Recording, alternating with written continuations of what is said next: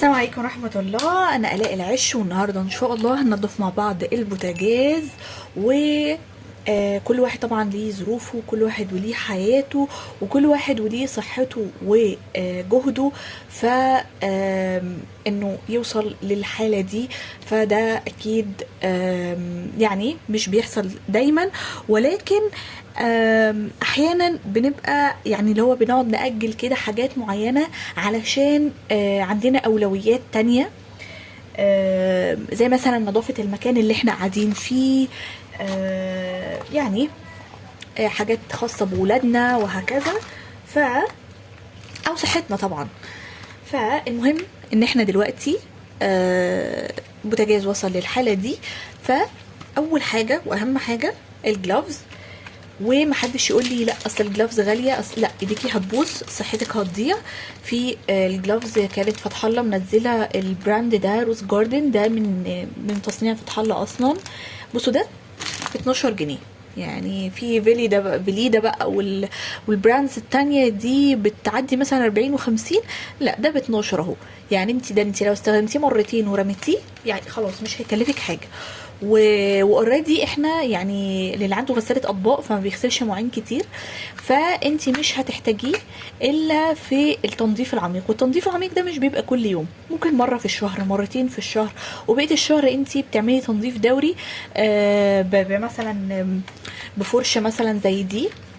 اوكي، فانتي اصلا مش هتمسكي الادوات التنظيف بايدك، فبرضو دي حل كويس. لو مفيش الجلافز فتجيبي الفرش دي بحيث ان انتي ايدك بعيده تماما عن مواد التنظيف. اوكي، وهنستخدم كمان الليفه دي للاماكن بقى الواسعه، ولكن الفرشه هنستخدمها للاماكن الضيقه، وعشان بس الاول نطلع المواد دي.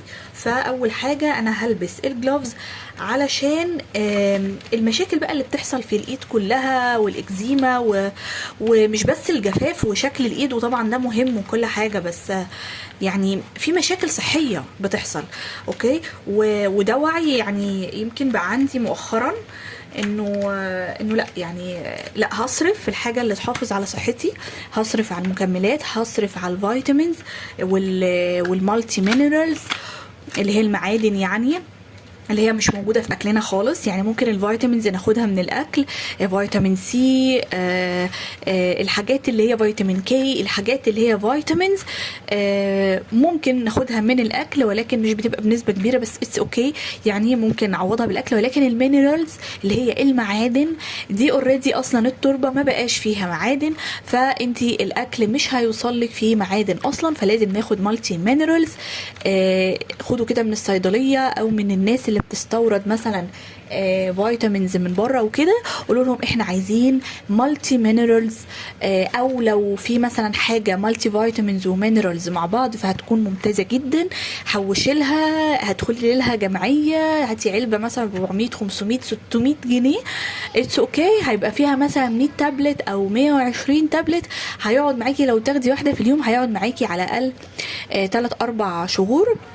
فانا شايفه ده يعني دي صفقه كويسه قوي. يعني انت هتجيبيه مثلا قولي 3 مرات في السنه، اوكي، هتفصلي مثلا ما بين كل مره ومره شهر، اتس اوكي، بحاجه تانية، مش تفصلي خالص، مش توقفي الفيتامينز، او حتى لو هتكملي عليه ف يعني انا شايفه ان ده اولويه، مش دلع ولا استهتار ولا حاجه. هندفع اضعاف المبالغ دي في حاجات بتبوظ صحتنا اكتر، حلويات، سكر، كيكات، اكل بره، حاجات اصلا غير صحيه بالمره.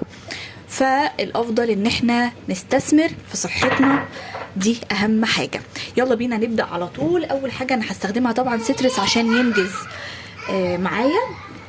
هو على اون اهو، طبعا هو بيبقى مكتوب هنا كده اون واوف، فانا فاتحه على اون. تمام، لو لفيناه كده هيبقى ايه؟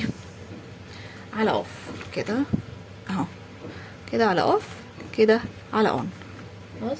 طيب اول حاجه انا يعني هشيل بصراحه القوايم دي، اوكي، لان دي انا مش هغسلها هنا في المطبخ اهي، انا عايزه حاجه واسعه عشان اغسلها كويس، فهغسلها في البانيو. هبدا بقى ايه، ارش كده. طبعا هو بيبقى زي، بصوا بيطلع ازاي، يعني بيطلع مش ميه، بيطلع زي يعني زي رغوه كده. هو في الاول لما كنت بجيبه قبل كده، يعني قبل ما يعملوا ريبراندنج كده بالشكل الجديد ده، لما كان لسه بحاجه وعشرين كان يفضل طبعا لو انت بتتعبي من ريحه تلبسي ماسك اثناء ما بتستخدميه، يا اما استخدمي بقى حاجه تانية بديل، ولكن انا بصراحه عايزه ينجز معايا يعني. فالمهم انه اول ما يعني قبل ما كانوا يعملوا ريبراندنج كده كان بيبقى فيه يعني اللفه دي، كان بيبقى لفه بتطلع سبراي خفيف زي اللي بيطلع ده ولفه تانية كانت بتطلع رغوه سميكه وتقيله، وكانت هي الاقوى بصراحه. يعني كانت رغوه اتقل من كده شويه. فانا مش عارفه بصراحه هم يعني عملوا ايه او ليه غيروا الفكره دي. يمكن لقوا انه فتحتين ملهمش لازمه، فقرروا ان هم يعني ايه يعملوا حاجه وسط كده ما بين السائل وما بين الرغوه، وتكون هي اون واوف وخلاص. بصوا زي ما انتم شايفين طبعا انا مجرد ما برش كل البني ده خلاص طلع اوريدي يعني تمام. المفروض ان احنا نسيبها دقيقتين. فانا يعني على ما برش الاماكن التانية هرجع بقى امسح من اول جزء رشيت فيه في الاول. سهل جدا كمان معايا الاماكن الضيقه اللي هنا اهي. بصوا الاماكن دي مش هتخليني ان انا ادعك جامد هنا اهو كده. على المرايه كمان طبعا انا كنت بحط فويل وقلت لكم قبل كده، يعني قعدت فتره كبيره من غير ما احط فويل، ولكن من رمضان وكده خلاص بقى كان في انشغال وكان في تعب وكان في حاجات كتير، ف يعني ما حطيتش فويل والبوتاجاز نفسه اتبهدل. ولكن طبعا يعني انا برضو مش هحط فويل بصراحه عشان ارتحت من غير فويل اكتر، بس مش ان شاء الله يعني مش هسيبه ايه يتبهدل كده كتير.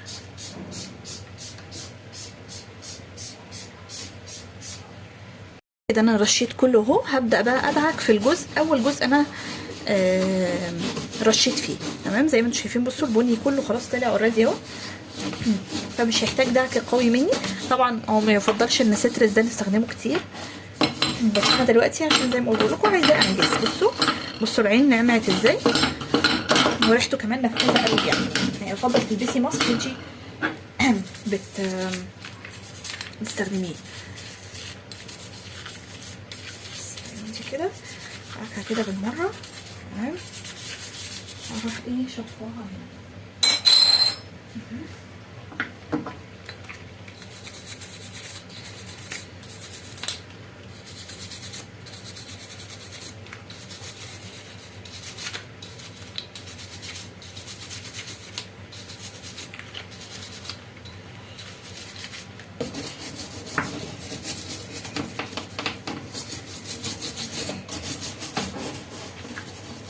زي ما بقول لكم بقى مهم جدا ان احنا نستثمر في صحتنا، اوكي، نستثمر في الفيتامينز، نستثمر في الرياضه،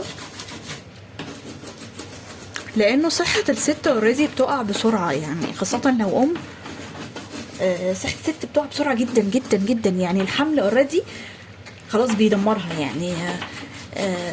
حتى لو بتبقى بتاخد فيتامينز مع الحمل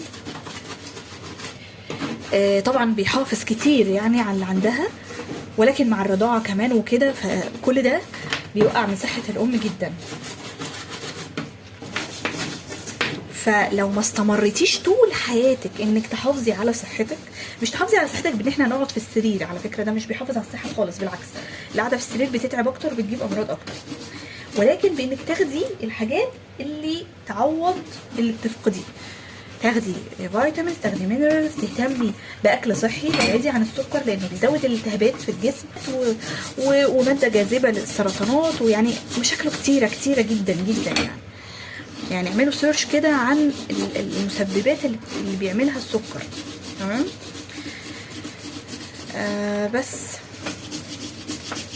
وشوفوا بقى الناس اللي بتجيب فيتامينز وكده من بره تبقى ارخص من الصيدليات. طبعا الصيدليات بتزود اضعاف يعني للاسف، لكن الناس الاونلاين اللي بتجيب فيتامينز مثلا من على مواقع زي اي هيرب والحاجات اللي هي عليها فيتامينز مستورده دي بيجيبوا طبعا هما بالجمله، ف بيبقى سعر الطف بكتير يعني من الصيدليات. حوشيله اوكي، يعني اقعدي مثلا 3 4 شهور كده، ما تجيبيش حاجه معينه مثلا ب 100 جنيه او ب 200 جنيه وشيليها تمام. واشتري الفيتامين او المينرال ده. يعني انت لو وفرتي سعر مسكره، يعني مسكره ب 200 جنيه دلوقتي اوكي، مش مستاهله خالص. مسكره اصلا بتوقع الرموش. هاتي بدلها زيت لوز او زيت خروع او زيت زيتون بتاع الاكل ده حتى، بس يكون فيرجن يعني. واستخدميه لرموشك، هتبقى صحيه وشكلها في الطبيعي احلى من المسكره اللي 200 جنيه وبتوقع الرموش. 200 جنيه دول ممكن تروحي تجيبي بيهم فيتامين كويس جدا على فكره. طيب اوكي، هخلص وارجع لكم تاني. هتعملي اكل ايه يا ماما؟ انت تضافي تضافي. طيب انا كده خلاص تقريبا يعني دعكت شويه كويسين. فالاول بقى هسحب بقى كل الميه دي، لان انا كنت حاطه ميه سخنه حاجه بسيطه يعني حوالي نص كوبايه كده قبل ما احط الستروس. انا هعمله يفضل طبعا تكون مناديل، بحيث ايه تسحب كل ده بسرعه جدا، او ممكن تستخدمي اي قطعه قماش مش محتاجاها.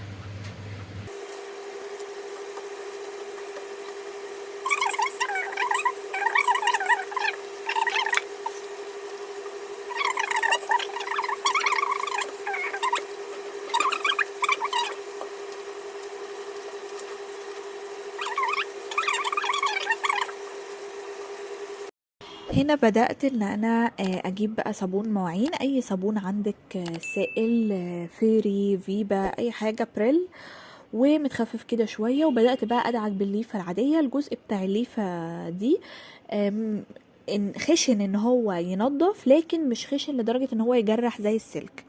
فعشان كده انا استخدمت مذيب دهون قوي، بحيث ما اضطرش ان انا ادعك بسلك يجرح لي الستانلس بتاع البوتاجاز. وزي ما انتم شايفين اهو سترس شال اصعب الدهون، وبدعكه الصابون السائل خلاص البوتاجاز رجع بيلمع وبقى زي اقل مجهود. بس كده، وزي ما انتم شايفين خلاص البوتاجاز نضف معانا. انا هسيبه ينشف بس في الهواء كده شويه، عشان الاجزاء الداخليه دي بتاعه البوتاجاز تبقى من جوه اوريدي نشفت. انا نشفتها، ويفضل تنشفوها بمناديل، بحيث هتدخلوا المنديل على طول هيشفط اي ميه او صابون داخلي بس. وعشان بس هسيبها كده في الهواء على ما اغسل العيون تكون الاجزاء دي كلها نشفت كويس، بحيث ما يأثرش معايا في الغاز، ولما اجي اشغل النار كل العيون تشتغل معايا كويس. طبعا العيون تقدروا تنضفوها بنفس السترس اللي انا استخدمته، او اي مذيب دهون، او ان انتوا تنقعوها في ليمون وكربونات وخل لحد بس ما تذوب الدهون، وتدعكوها باي فرشه عندكم. والاماكن الضيقه ممكن تستخدموا فرشه سنان. القوايم انا ما نضفتهاش المره دي، لان مستنيه اني اجيب السلك اللي بيبقى معدن، هشاركه معاكم ان شاء الله لما اشتريه، وعشان تكون اسهل بالنسبه لي في التنظيف. بس كده ده الفيديو، لو عجبكم ما تنسوش تعملوا لايك واشتراك في القناه. اشوفكم الفيديو الجاي في امان الله.